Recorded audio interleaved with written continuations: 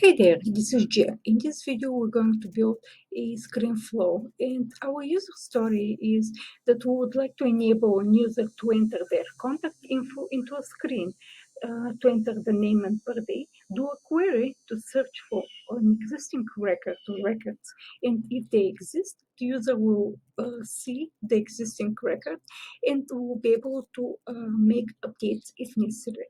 If the record does not exist, the user will see a message displayed that the record does not exist and will be able to create a new contact record.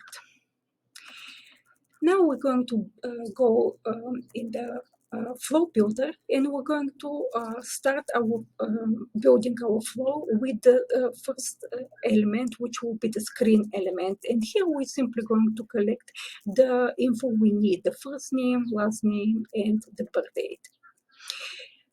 After we collect the info, we're going to use it for Salesforce to query for records, for existing records. And we're searching in the contact object, and the fields we're interested in is the first name, last name, and the birth date.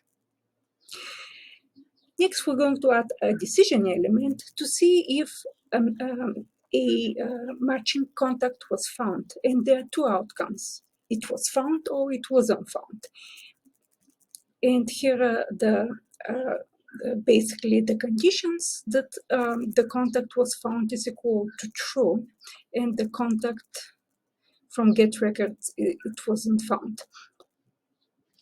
If a contact was found, we would like to add a loop element to loop through the matching contacts.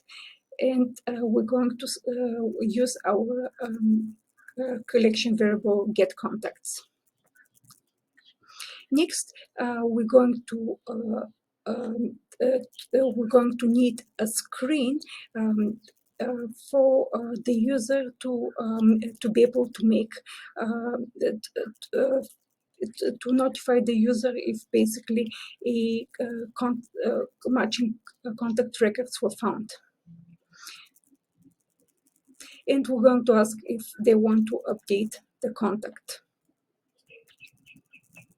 The decision element is basically asking, we have two outcomes here: yes, we want to update, or we don't want to update the contact.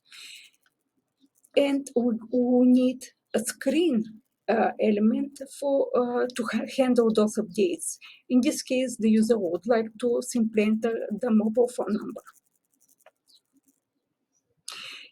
Here we need to create two variables to handle those updates: the single contact and the contact collection. We're going to use two assignment elements. In the first one, we're going to add the current item from the loop